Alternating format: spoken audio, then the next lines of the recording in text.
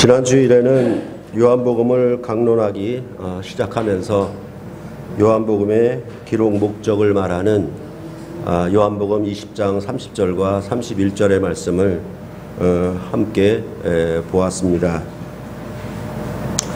그 요한복음의 기록 목적은 믿게 하려고 쓴 책이라고 얘기하고, 그 믿음으로 말미암아 생명을 얻으려 함이라고 말씀해 주었습니다. 그렇게 해서 무엇을 믿는 것이냐라고 얘기했을 때에는 예수를 하나님의 아들로 믿는 것, 두 번째는 예수를 그리스도로 믿는 것, 이렇게 말씀을 하고 있었습니다. 그래서 예수를 하나님의 아들로 믿어서 생명을 얻는다라고 했는데, 그 생명은 하나님의 자녀가 되는 생명입니다. 이것은 이스라엘 백성이 모세를 믿어서 하나님의 종이 된 생명과 다른 것입니다. 또한 예수를 그리스도로 믿으면 예수가 고난을 받으시고 죽으사 사흘 만에 부활하신 권세 있는 왕이심을 믿는 것입니다. 그 왕을 믿으시면, 그리스도로 믿으시면 그의 권세가 우리에게 주어지는 그런 생명을 누리게 되는 것이라고 요한복음은 말해주고 있는 것입니다. 따라서 이제 예수를 믿어 구원을 얻는다, 예수를 믿어 생명을 얻는다라고 했을 때 요한복음은 뭐라고 얘기하냐면, 하나님의 아들로 사는 구원을 얻었다, 또한 하나님의 아들이 가진 권세를 누리며 사는 것이 곧 구원이다 라고 말씀하고 있습니다.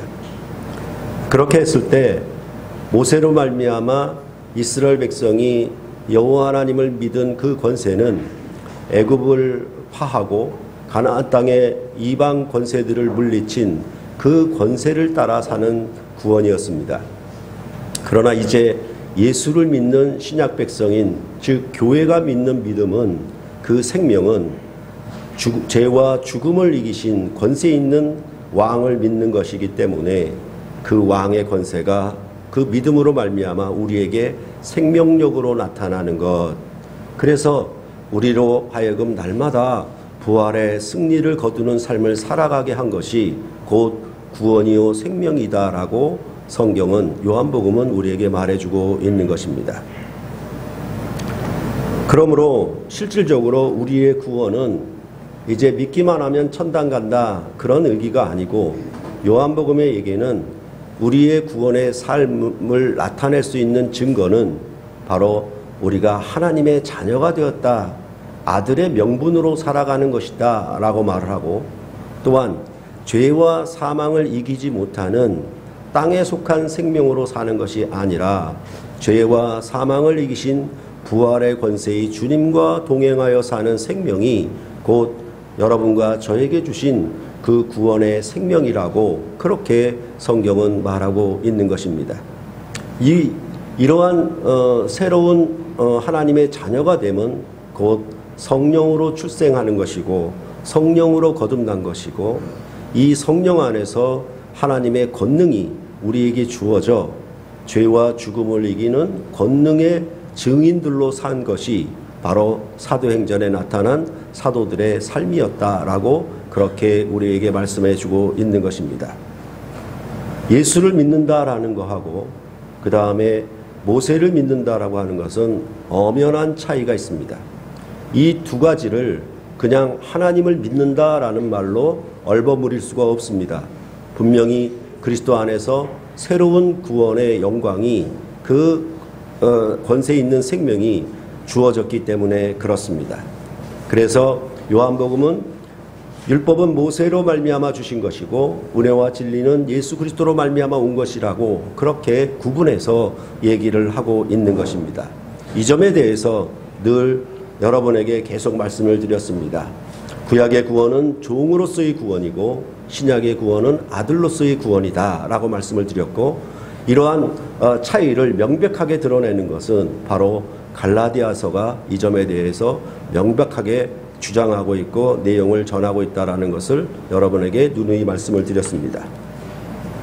그렇다면 이제 이 요한복음은 믿게 하려고 쓴 책이라고 할 수 있겠습니다. 그렇다면 우리는 믿게 하려고 할 때 우리는 어떻게 해야 그것을 믿을 수가 있게 되는 것이냐, 그 점에 대해서 생각해 보아야 한다라는 것입니다.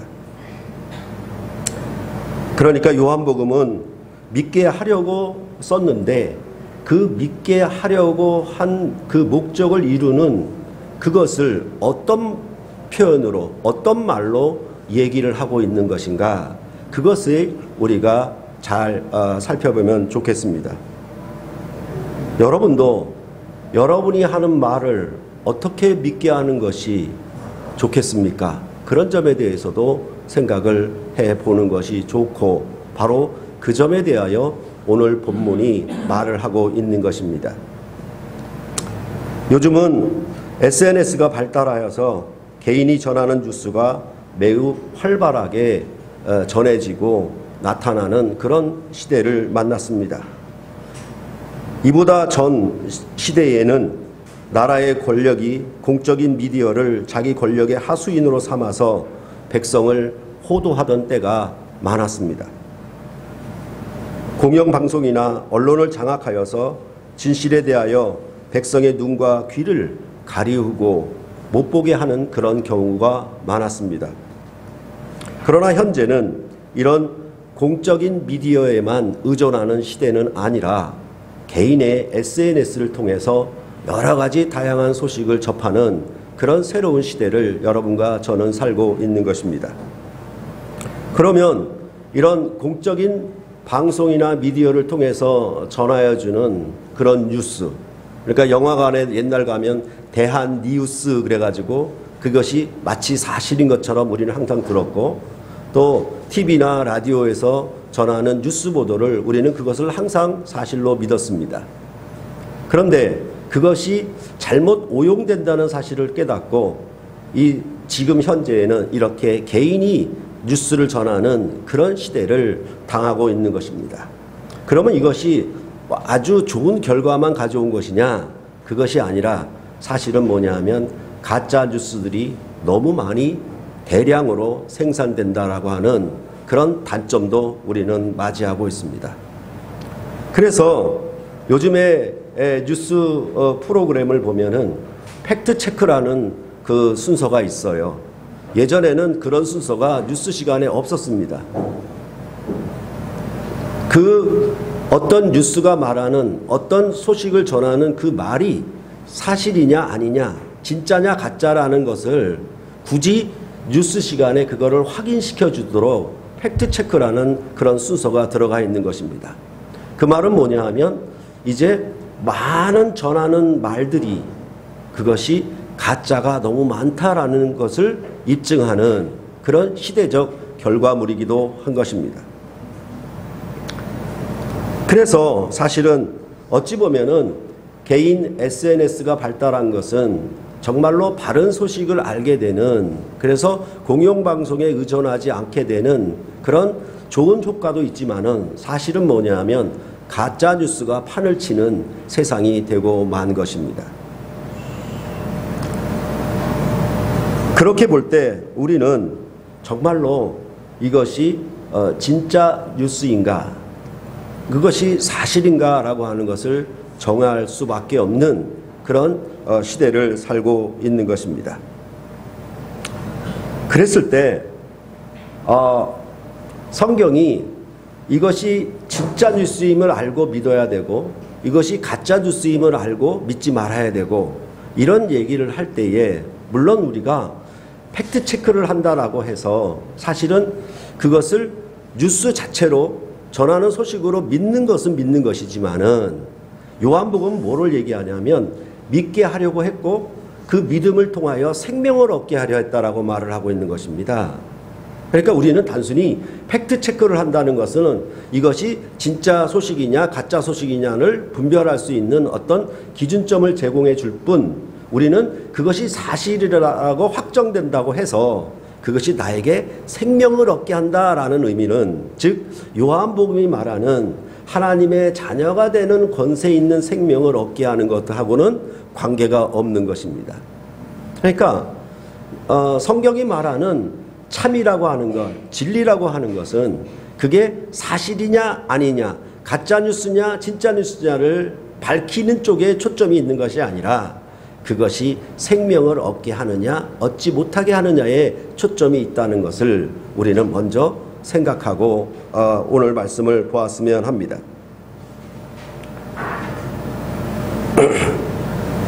앞서 말씀드린 것처럼 요한복음은 믿게 하려고 썼으니까 사실은 뭐냐 하면 누군가의 증언이 필요합니다. 누가 증언해야 그것을 믿을 수가 있는 것이죠. 그러니까 기본적으로 증언이 필요한 것입니다. 그리고 그 증언에 대하여 뭐냐 하면 기록이 필요합니다. 그냥 말로만 증언하는 것이 아니라 기록한 증언이 되어야 하는 것은 매우 중요한 사실입니다. 그래서 오늘 24절을 보면은 이 일들을 증언하고 이 일들을 기록한, 이렇게 얘기를 하고 있습니다. 그런데 또 하나 중요한 점은 뭐냐 하면 그것을 증언하고 기록한 자가 누구냐라는 것입니다. 누가 증언할 때 그것을 믿게 하려고 했는데 그 증언을 믿을 수 있는 것은 단순히 말로만 한 것이 아니라 기록된 것이어야 되고, 그 기록된 것을 누가 증언하느냐가 우리는 그 증언을 믿게 하는 아주 기본적인 요소가 된다라는 사실입니다. 그럴 때 오늘 본문에서 말하는 것은 뭐냐 하면 그것을 증언한 자 그리고 기록한 자가 바로 이 제자다, 이렇게 얘기를 하고 있습니다. 그러면 단순히 그 제자가 증언하고 기록한 것이면 우리가 그것을 참으로 이게 참이다, 이게 진실이다, 이게 진리다라고 받을 수 있는 것이냐, 그것이 바로 믿는 것인데, 그걸 믿게 하려고 쓴 것인데, 그러면 이 제자가 증언하고 기록한 것을 우리가 받으면 우리는 그것을 참이라고 할 수 있는가? 여기에 또 중요한 요소가 하나 더 필요합니다. 뭐냐 하면 24절 후반절에 말하는 것처럼 우리는 그의 증언이 참된 줄 아노라, 이렇게 말하고 있습니다. 제자가 증언하고 기록한 것으로만 참이 되는 것이 아니라 우리가 그의 증언이 참되다고 해야 그것이 참된 진리의 말씀이 된다라고 본문은 말하고 있는 것입니다. 이 점에 대해서 여러분들이 24절을 꼼꼼히 자세히 살펴보는 것이 매우 좋겠습니다. 그렇게 봤을 때 보통 요한복음의 결론은 두 부분이 있다라고 많은 사람들이 주장을 합니다. 지난 주일에 말씀드렸던 20장 30절과 31절과 그리고 오늘 21장 24절과 25절에 이 두 번의 결론이 있다라고 말하고, 어떤 사람들은 21장을 부록이다, 그렇게 말하는 사람들도 있습니다. 그런데 저는 이제 오늘 본문에 있는 말씀이 이 요한복음의 결론이라고 생각을 하고, 지난 주일에 말씀드렸던 것은 요한복음의 기록 목적을 기록한 것이라고 보고 있습니다. 그 점에 대해서 요한복음은 두 번의 결론이 있다거나 아니면 21장은 부록, 읽어도 좋고 안 읽어도 좋은 부록에 속한 것이 아니라 이 21장의 24절과 25절은 결론을 말하는 중요한 말씀이라는 점을 저는 보고 있고 그렇게 주장하고 있는 것입니다. 그렇게 볼 때에 이 요한복음은 유독 이 증언이라는 말, 증거라는 말을 계속 처음부터 끝에까지 계속 반복해 주고 있습니다. 그래서 다른 어떤 복음서보다도 요한복음은 처음부터 증거, 증언, 그리고 뒤에도 증거, 증언, 이런 부분을 앞과 뒤에서 강조하고 있는 것입니다. 이것은 앞서 말씀드린 것처럼 요한복음 자체가 믿게 하려고 쓴 것이기 때문에 그 믿음의 근거가 뭐냐 하면 증언, 증거, 이것을 믿게 되어 있는 것이죠. 그렇죠? 그러니까 우리가 재판을 할 때에도 항상 뭐가 필요하냐면 증인이 필요하죠. 그것도 한 사람의 증인으로는 안 되고 여러 사람, 두 사람 이상의 증인은 꼭 필요하다고 구약은 얘기를 하고 있습니다. 그래야 그 증언하는 말을 믿을 수가 있고 받아들일 수가 있는 것이죠. 그런 면에서 믿게 하려고에 필수적으로 동반되는 건 뭐냐 하면 증언입니다. 그리고 그 증언이 누가 한 것이냐. 그리고 그 증언에 대해서 우리는 어떻게 받아들였는가. 그렇게 할 때 이런, 그러니까 증언과 증언한 자와 그 다음에 우리, 이 세 가지 요소가 있어야 비로소 참이다, 이렇게 얘기할 수 있다고 오늘 본문은 말해주고 있는 것입니다. 그렇기 때문에 요한복음 서론과 1장에 나타나는 예수에 대한 세례 요한의 증거로부터 요한복음은 시작을 합니다. 그래서 1장 6절로 8절에 하나님께로서 보내심을 받은 사람이 났으니 이름은 요한이라. 저가 증거하러 왔으니 그 빛에 대하여 증거하고 모든 사람으로 자기를 인하여 믿게 하려 함이라. 그는 이 빛이 아니요 이 빛에 대하여 증거하는 자로 하러 온 자라, 이렇게 말씀하고 있습니다. 그러니까 세례 요한이 온 것은 빛에 대하여 증거하러 왔고, 증거는 어떤 목적이냐? 믿게 하려는 목적이다, 이렇게 말씀해 주고 있는 것입니다. 또한 1장 19절과 33절과 34절을 보면은 유대인들이 예루살렘에서 제사장들과 레인들을 보내 요한에게 보내어 내가 누구냐 물을 때에 요한의 증거가 이러하니라. 나도 그를 알지 못하였으나 나를 보내어 물로 세례를 주라 하신 이가 나에게 말씀하시되 성령이 내려서 누구 위에든지 머무는 것을 보거든 그가 곧 성령으로 세례는 주는 이인 줄 알라 하셨기에 내가 보고 그가 하나님의 아들이심을 증거하였노라, 이렇게 말하고 있는 것입니다. 즉 세례 요한은 자기 뒤에 오시는 이에 대하여 증거하러 온 자라고 얘기하고, 그 세례 요한의 증거를 통해서 그 뒤에 오시는 이를 믿게 하려고 한 자였다라고 말씀을 하고 있는 것인데, 사실은 그 믿게 하는, 자기도 보고 믿은 것은 성령이 내려서 그에게 머무는 것을 보았기 때문에 그가 자기 뒤에 오시는 하나님의 아들이심을 증거했다라고 그렇게 말해주고 있는 것입니다. 이것이 바로 요한복음 서두에서부터 이것에 대해서 얘기를 하고 있고, 말씀드린 것처럼 요한복음 결론에 있어서도 이 증언과 증거에 대해서 얘기하고 있는 것을 보면은 요한복음이 믿게 하려고 그 증언이 얼마나 중요한 것을 얘기하고 있는지 우리는 알 수가 있다라는 것입니다. 다시 한번 앞서 말씀드린 바와 같이 오늘 본문 중 24절은 두 개의 문장으로 구성되어 있습니다. 그것은 이 일들을 증거하고 기록한 제자에 대해서 말하는 것입니다. 바로 이것을 증언하고 기록한 자가 제자다, 이것이 한 문장. 그리고 두 번째 방식은 우리가 이것을 진리다, 우리가 이것을 진리라고 한 것, 이것이 두 개의 문장입니다. 그러니까 이것이 전체적으로 가장 중요한 핵심 내용입니다. 이것을 증언하고 기록한 사람이 제자다. 그리고 두 번째는 우리가 그의 증언이 참되다라고 한 것을 바로 이 24절은 말해주고 있는 것입니다. 그렇게 볼 때 우리가, 여기 말하는 우리가 누구인가에 대해서는 논란이 매우 많습니다.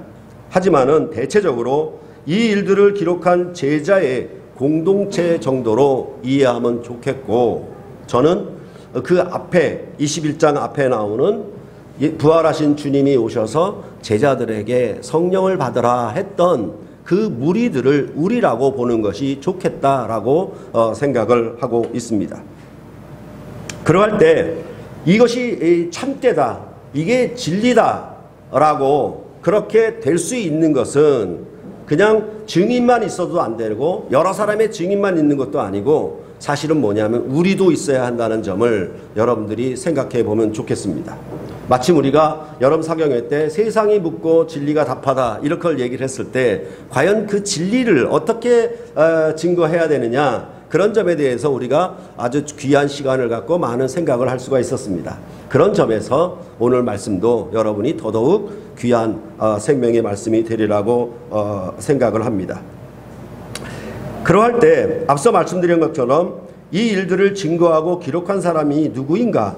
그 점에 대해서 이 사람은 21장 20절 이하에 나타난 베드로가 예수님께 묻던 자라고 그렇게 볼 수가 있습니다. 21장 20절에 보면 베드로가 돌이켜 예수께서 사랑하시는 그 제자가 따르는 것을 보니 그는 만찬석에서 예수의 품에 의지하여 주님을 파는 자가 누구오니까 묻던 자라라 이렇게 말씀을 하고 있습니다. 그럴 때 이 일을 증언하고 이 일들을 기록한 제자, 그 제자가 누구냐라고 우리가 미루어 짐작한다면 여기 베드로가 물었던 그 제자를 얘기하는데 그 제자에 대해서 뭐라고 얘기하냐면 예수님의 사랑하시는 제자다 그렇게 얘기하고, 또 하나는 뭐냐면 예수님의 품에 의지하여 있었던 제자다 이렇게 말하고 있습니다. 그러니까 예수님이 사랑하는 제자고 예수님 품에 의지하여 있던 제자다 이렇게 말하는 것이 아주 그 다른 복음서에 나타나지 아니한 이 제자를 말하는 요한복음만의 아주 뚜렷한 특징입니다. 이 점을 우리가 잘 생각을 해야 할 것입니다. 그러했을 때 바로 이 예수의 사랑하시는 제자가 증거하고 기록한 것을 우리가 참이라고 했다 이렇게 얘기하는 것이 바로 24절의 말씀인 것입니다. 그럴 때 이 말은 요한복음에서 자주 사용되고 있는 진리라는 말씀과 참이라는 말씀은 사실은 같은 단어입니다. 우리말로 참과 진리 이렇게 되어 있지만은 헬라어로는 똑같은 단어입니다. 그렇게 되었을 때 여러분은 이 참에 대하여 어떻게 생각하느냐? 곧 우리는 진짜냐 가짜냐를 판별할 때 이 말을 쓰기도 하고, 또한 사실이냐 아니냐를 말할 때 이 말을 쓰기도 합니다. 참이라는 표현을. 그렇죠? 그러니까 기름에 대해서도 순, 참, 기름 이렇게 얘기를 하잖아요. 그렇죠? 그러니까 그 앞에 순이라는 말이 들어갔고 참이라는 말이 들어가서 이건 진짜 기름이다라는 걸 얘기하기 위해서 우리는 그런 표현을 쓰고 있죠. 그런 것처럼 바로 이 참이다라고 했을 때 우리가 이 기록한 요한복음의 말씀을 믿게 하려고 썼는데 그 말씀을 믿으려면 그 증언이 참인 것으로 인정해야 그것을 우리가 믿을 수 있게 되는 것이겠죠. 그런 점에 대해서 오늘 본문은 말을 하고 있다라는 것입니다. 그래서 앞서 말씀드렸던 것처럼 뭐냐 하면 여기서 참이라고 하는 것은 단순히 사실이다, 역사적 사실이다, 현존했다 그런 얘기를 하고 있는 것은 아닙니다. 우리는 보통 아까 뉴스 보도에서 팩트체크라는 그런 순서가 있었던 것처럼 그것이 가짜 뉴스냐 진짜 뉴스냐를 확인하는 그것만으로 그것이 참이다, 그것이 진리다라고 얘기할 수는 없습니다. 그냥 단순히 사실 확인으로만 끝나는 것이고, 그 사실 확인은 아까 말씀드렸던 것처럼 우리로 하여금 생명을 얻게 하는 건 아니에요. 즉 진리만이, 참만이 우리에게 생명을 얻게 하는 것이기 때문에 그 사실이 사실로 확인되는 것 자체가 곧 진리다라고 말할 수는 없는 것입니다. 그렇게 볼 때 요한복음은 여기 그 참이라고 하는 것을 본대로 들은 대로 사실을 기록한 책이다라고 보는 것은 옳지 않습니다. 일어난 사실을 들은 대로 본대로 기록한 것이 요한복음의 기록 목적이 아닙니다. 그것으로만 믿게 하여서 생명을 얻게 하는 것은 아니기 때문에 그렇습니다. 그렇기 때문에 요한복음은 이러한 듣고 본대로 말하는 증거에 대해서 사실은 부정하고 있습니다. 요한복음 5장 31절로 37절을 한번 보시겠습니다. 요한복음 5장 31절로 37절입니다. 한 절씩 교대로 읽겠습니다.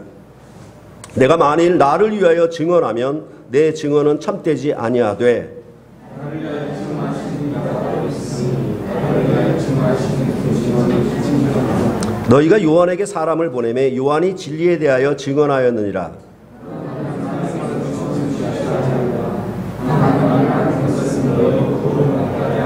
요한은 켜서 비추이는 등불이라. 너희가 한때 그 빛에 즐거이 있기를 원하였거니와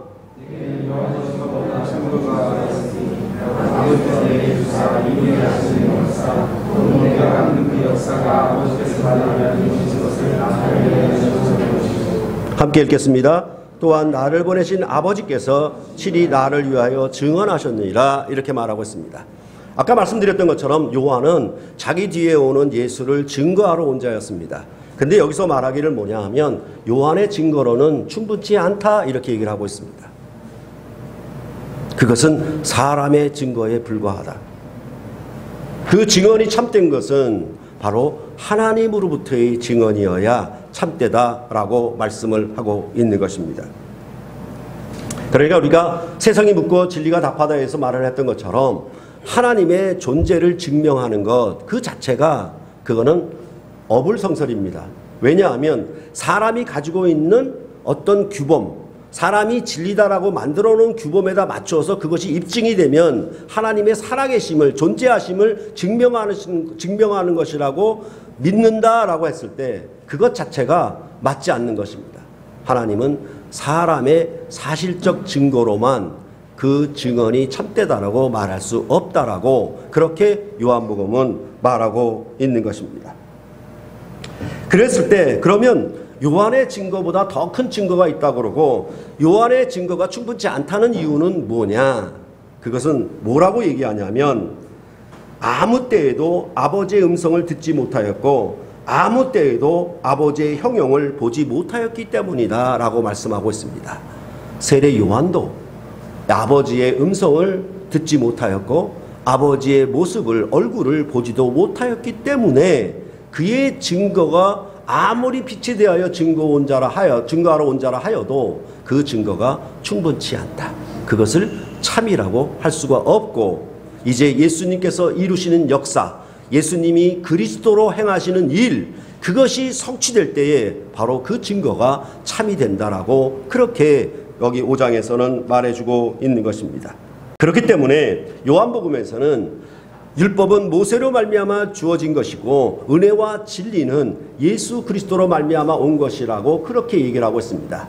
이것은 분명 대조법, 그러니까 율법은 모세로 말미암아 주어진 것이요 그러나 은혜와 진리는 예수 그리스도로 말미암아 온 것이라는 그러나라고 하는 벗이라고 하는 접속사가 없습니다. 그러니까 이것은 대조적인 성격은 아니에요. 근데 비교적인 성격은 갖고 있습니다. 율법은 모세로 말미암아 주어진 것인데 그것은 뭐예요? 은혜와 진리는 아니에요. 예수 그리스도로 말미암아 온 것이 은혜와 진리예요. 이렇게 말하고 있는 것입니다. 이것이 요한복음 전체에서 얘기하는 내용의 핵심입니다. 그러니까 그가 하신 일, 예수님께서 이 땅에 말씀이 육신이 되어 하셔서 그가 말씀하시고 가르치시고 행하신 모든 일은 뭐냐 하면 예수 그리스도로 말미암아 온 것이고 그것이 바로 은혜와 진리다라고 얘기하고 있습니다. 그때 이것을 진리라고만 하지 아니하고 그 앞에 은혜라고 쓴 점은 이제 나중에 좀 더 자세하게 여러분에게 말씀을 드릴 수가 있겠습니다. 여하튼 세례 요한도 사실은 뭐냐 하면 모세도 하나님의 영광을 직접 가리움 없이 본 자는 아니었습니다. 오직 아들만이 하나님 아버지의 음성을 들을 수 있었고 하나님 아버지의 영광을 볼 수 있었던 자였기 때문에 그 하시는 일, 그 일들에 대하여 우리가 증언하고 기록한 것을 믿을 수 있는 것은 바로 하나님 품속에 본래 하나님을 본 사람이었고 알 사람이 없으되 하나님 품속에 독생하신 하나님 아들이 나타나셨다라고 1장 88절에 말하는 것처럼 이제 하나님 아버지의 아들이 증거하는 것은 그것은 참으로 받을 수 있다라고 얘기를 하고 있는 것입니다. 그것이 바로 은혜와 진리다 이렇게 얘기를 할 수가 있겠습니다. 그러면 이 율법이 모세로 말미암아 주어졌을 때 이제 이스라엘 백성은 이 율법을 믿고 따라간 백성입니다. 그러면 이스라엘 백성은 무엇을 믿었느냐라고 할 때 두 가지가 있습니다. 그것은 출애굽기 3장 12절과 4장 1절로부터 9절입니다. 3장 12절을 먼저 한번 보시겠습니다. 출애굽기 3장 12절.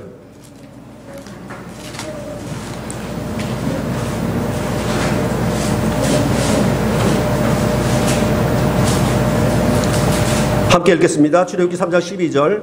하나님이 이르시되 내가 반드시 너와 함께 있으리라.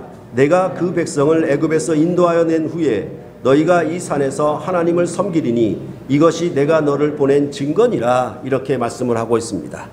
그러니까 모세를 시내산에서 불러서 애굽에서 이스라엘 백성을 인도하는 지도자로, 왕으로 여호와 하나님이 보내려고 하는데, 그럴 때에 이스라엘 백성이 모세를 믿는 증거가 뭐냐라는 것이죠. 모세를 믿게 하는 증거가 뭐냐라고 했을 때, 이때 출애굽기는 두 가지 얘기를 하고 있습니다. 하나는 뭐냐 하면 아브라함과 이삭과 야곱의 하나님이 너를 보내셨다 하라.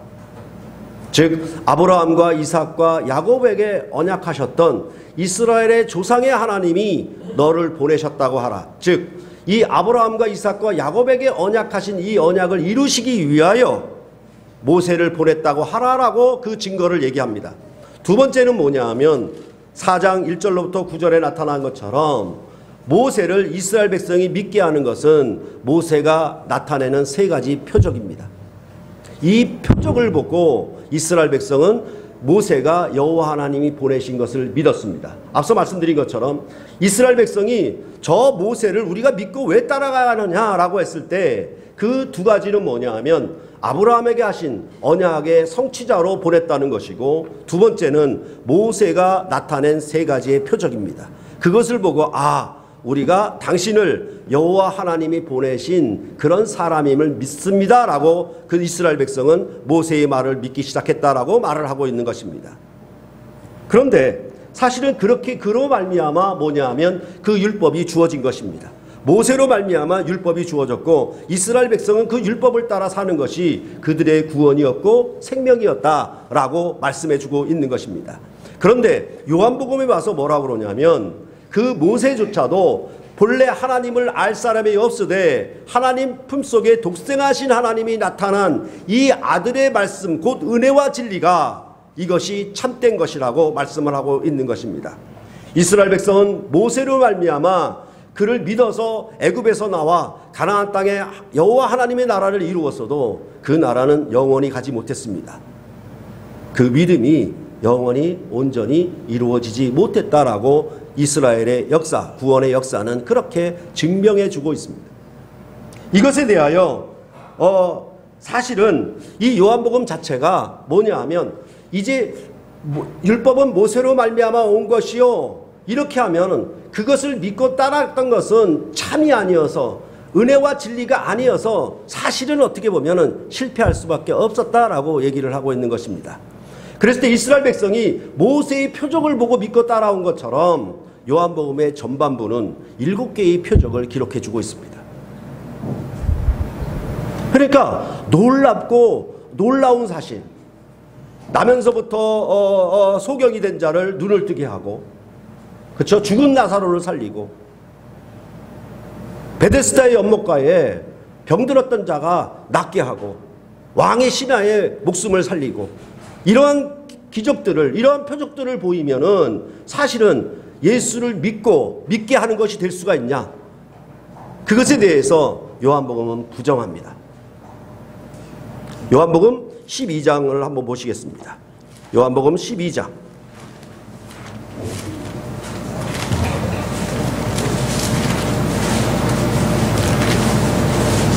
(37절) 이하입니다. 요한복음 12장 37절 이하에 이렇게 많은 표적을 그들 앞에서 행하셨으나 그를 믿지 아니하니 이것은 이사야의 성취니라, 이렇게 말을 하고, 그 까닭이 무엇이냐라고 얘기할 때 43절입니다. 그들은 사람의 영광을 하나님의 영광보다 더 사랑하였기 때문에 이 예수가 행하신 표적을 믿을 수 없었다라고 얘기하고, 그 믿음을 믿을 수 없었다라고 하는, 그 표적을 보고 믿을 수 없었다라고 하는 것은 이사야의 저주의 예언의 말씀의 성취다, 이렇게 본문은 말하고 있습니다. 이게 전반부입니다. 그러면 우리가 믿게 하려고 쓴 책인데 요한복음은 뭐라고 얘기하냐면 표적을 보여주면 믿느냐라고 얘기했을 때 요한복음은 부정합니다. 표적을 보고 믿는 것은 온전한 믿음, 참이 아니다. 이렇게 얘기를 하고 있는 것입니다.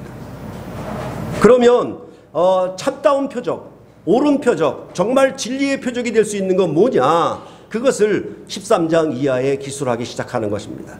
그것은 바로 요한복음 13장 1절에 새겨져 있습니다. 요한복음 13장 1절에 이렇게 말하고 있습니다. 유월절 전에 예수께서 자기가 세상을 떠나 아버지께로 돌아가실 때가 이른 줄 아시고 세상에 있는 자기 사람들을 사랑하시되 끝까지 사랑하시니라 이렇게 말씀을 하고 있는 것입니다. 그래서 요한복음은 이렇게 전반부는 표적의 책, 후반부는 영광의 책 이렇게 두 가지로 분류해서 보는 사람들이 있습니다.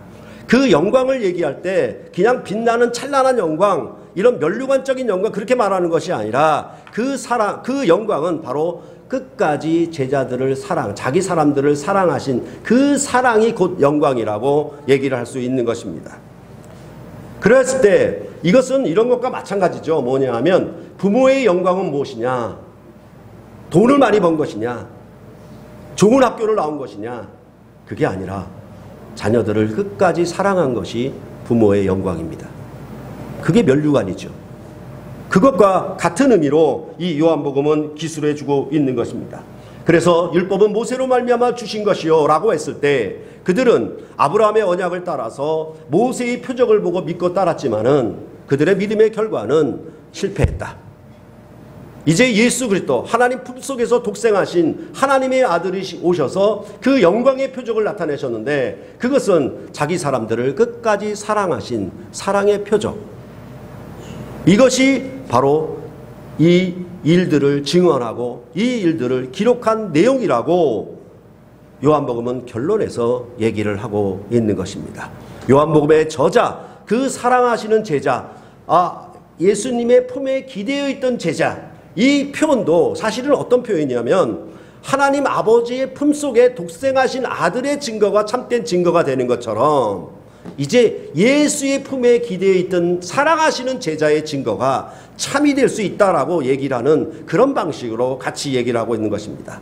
그러니까 모세나 세례 요한은 구약 백성이어서 하나님 앞에 가까이 그 품속에 그 품에 감히 근접하지도 못했습니다.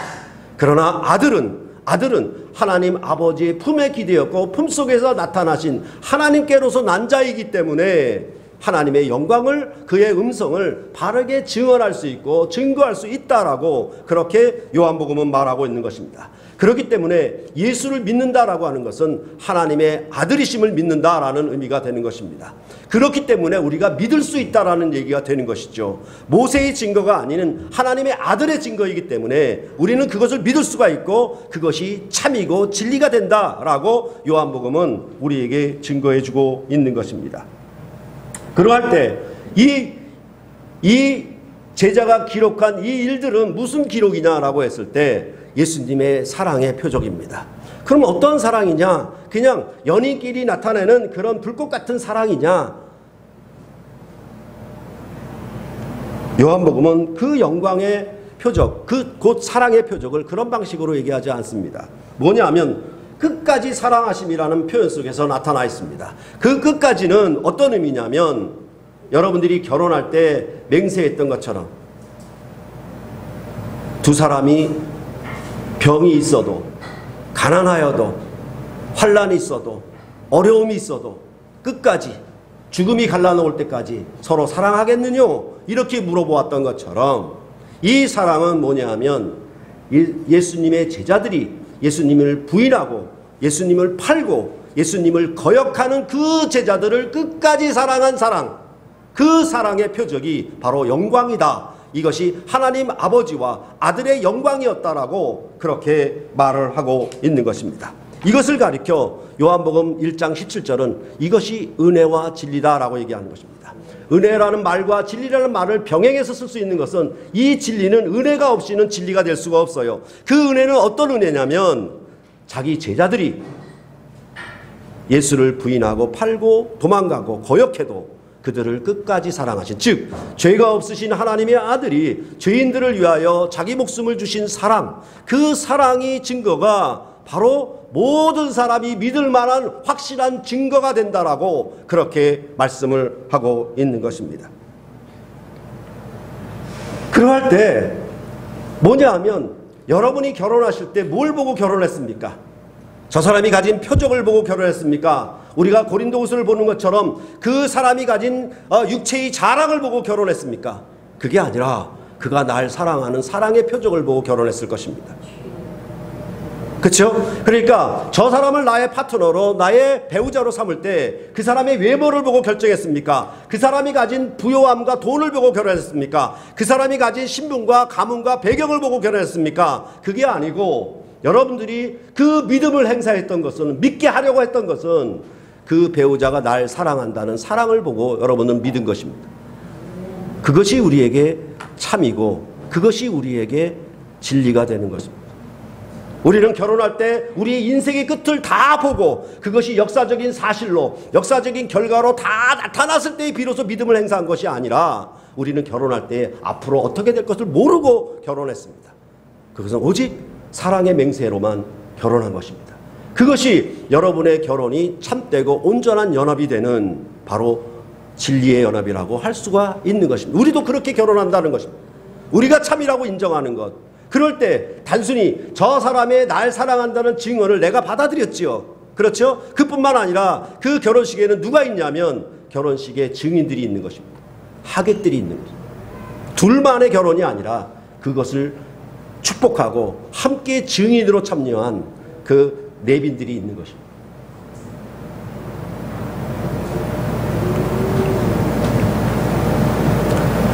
그렇기 때문에 이것이 참된 진리가 될 수 있는 것은 앞서 말씀드린 것처럼 은혜가 없이는 진리가 되지 않습니다. 끝까지 사랑함이 아니고는 진리가 될 수 없습니다.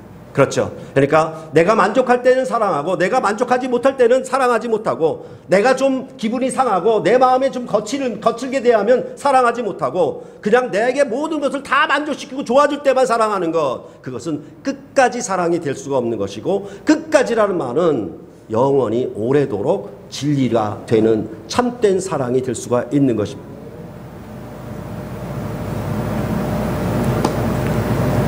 우리가 예수를 그리스도로 믿는다라고 하는 것은 제자들을 끝까지 사랑하신 그것을 증언한 제자의 증언을, 그 기록을 우리가 믿고 받아들이는 것입니다. 그것이 바로 우리에게, 그것을 믿음으로 우리도 그 생명력이 우리에게 온다라는 것입니다. 예수를 그리스도로 믿으면 그 그리스도를 통하여, 그리스도의 사역을 통하여, 그가 하신 일을 통하여 어떻게 제자들을 사랑했는가, 어떻게 제자들을 끝까지 사랑하셨는가, 그것이 바로 그가 고난받으시고 죽으시고 부활한 그 십자가 사역을 전체적으로 말하는 것이고, 그것은 요한복음 13장 이후에 후반부에 내오는 영광의 책이라고 얘기했던 그 말을 얘기하고 있는 것입니다.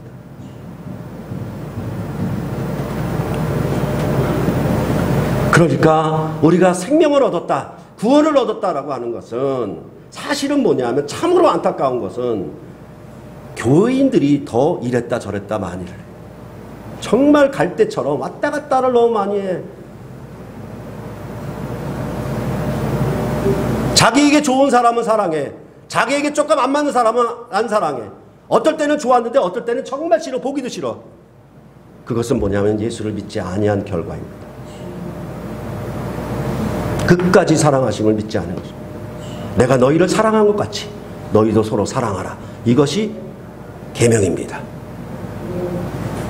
이것이 우리에게 구원의 생명의 계명으로 오는 것입니다. 이것이 성령 안에서 우리에게 오는 것이에요. 죄와 허물을 덮을 수 있고 죄와 허물을 용납할 수 있는, 그들을 용서할 수 있는 새 은혜가 바로 오는 것이 진리다. 이렇게 성경은 말하고 있는 것입니다. 그런데 사실은 세상 사람들, 믿지 않는 사람들의 대범한 사람들보다 교인들이 더 아주 옹색하죠. 예수를 믿지 아니한 성령으로 오는 하나님의 자녀가 된 권세 있는 그 생명을 자기가 누리지 아니한 것이고, 그것은 결국 뭐다? 예수를 믿은 거에 문제가 있다라는 것입니다.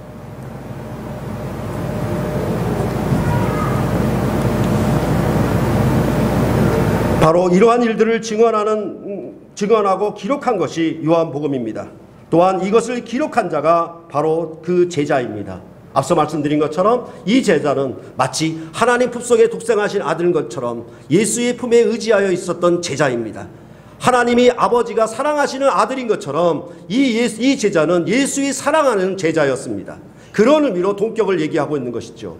그렇게 얘기해서 이 사람이 믿을 만한 사람이다. 이 사람의 증언은 믿을 만한 것이다 라고 그렇게 요한복음은 끝에서 얘기를 하고 있는 것입니다. 그랬을 때 이것은 증언한다고 기록만 되었다라고 참이 될 수는 없습니다. 그것을 추인하는 것이 필요합니다. 그것을 받아들이는 도장 찍는 것이 필요하다는 것입니다. 그것은 반드시 우리가 있어야 하는 것입니다.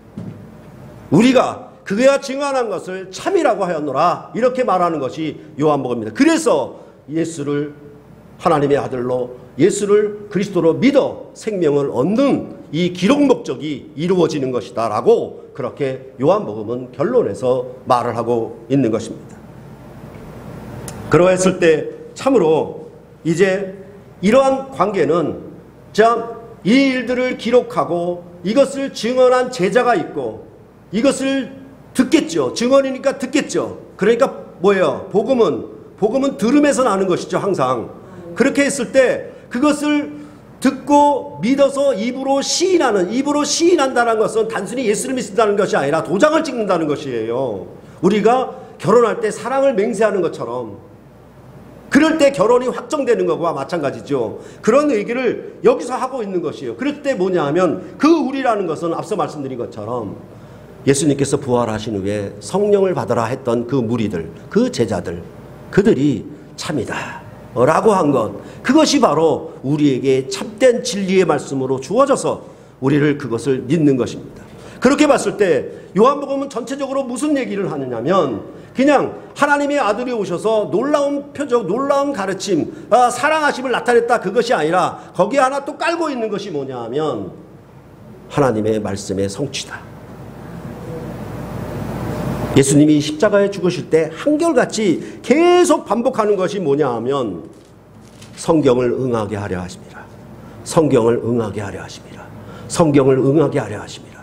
이렇게 얘기하고 있는 것입니다. 마치 모세를 여호와 하나님이 보낼 때 아브라함의 언약의 성취로 너를 보낸다라고 얘기했던 것처럼 이제 옛 언약의 모든 말씀들, 율법과 선지자의 모든 말씀을 성취하는 이 아들을 통해서 성경의 모든 말씀을 응하였으니 그 언약의 성취가 이루어졌으니 이것이 바로 참이다. 이것이 바로 진리다. 이렇게 요한복음은 주장하고 있는 것입니다.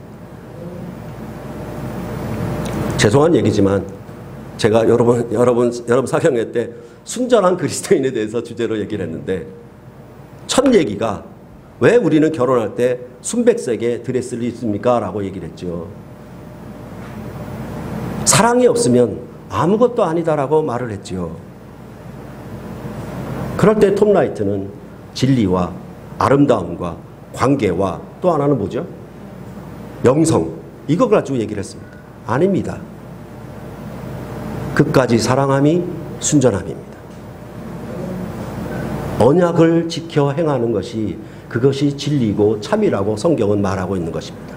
변하지 않는 것, 영원토록 오래도록 존재하는 것, 그것은 철학적인 진리라고 할 수 있겠지만은 성경이 말하는 진리는 뭐냐면 하나님이 언약하신 것을 이루는 것, 그것이 진리이고 참입니다. 그렇기 때문에 성경은 무엇을 얘기하냐면 베드로후서 1장 16절 이하에도 나타난 것처럼 베드로는 변화산에서 예수님의 위엄과 그 영광의 목소리를 직접 들은 자였습니다. 그러나 그것이 확실한 예언이 되지는 못했습니다. 뭐냐 하면 성령이 임하실 때, 성령이 임하실 때, 그러므로 성령의 감동함을 받아 하나님께로 받아 말한 책, 그것이 바로 성경이고 이것이 성경의 권위이고 이것이 진리라고 할 수 있고 이것이 생명의 말씀이라고 할 수가 있는 것입니다.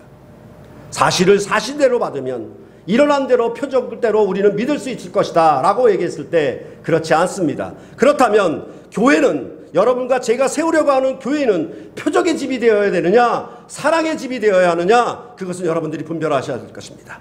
구약의 집을 지을 것이냐, 신약의 집을 지을 것이냐, 모세의 집을 지을 것이냐, 율법으로 말미암아 세울 것이냐, 아니면 은혜와 진리로 세울 것이냐, 그것을 여러분들이 분별해야 할 것입니다. 이 세상의 많은 교회들은 표적으로 집을 짓고자 합니다. 방언을 말해야 한다. 그 교회 가면 병을 낳는다. 그 교회 가면 부자가 된다. 그 교회 가면 아이를 낳지 못하는 엄마가 아이를 낳게 된다. 이런 식으로 표적적인 증거를 얘기합니다. 그거보다 더 큰 영광의 표적은 교회는 그냥 인간끼리의 남녀가 사랑하는 그 사랑이 아니라 예수님이 끝까지 사랑한 그 사랑의 표적을 나타내는 곳, 그것이 바로 주님의 집이고 살아계신 하나님의 집이라고 할 수가 있는 것입니다.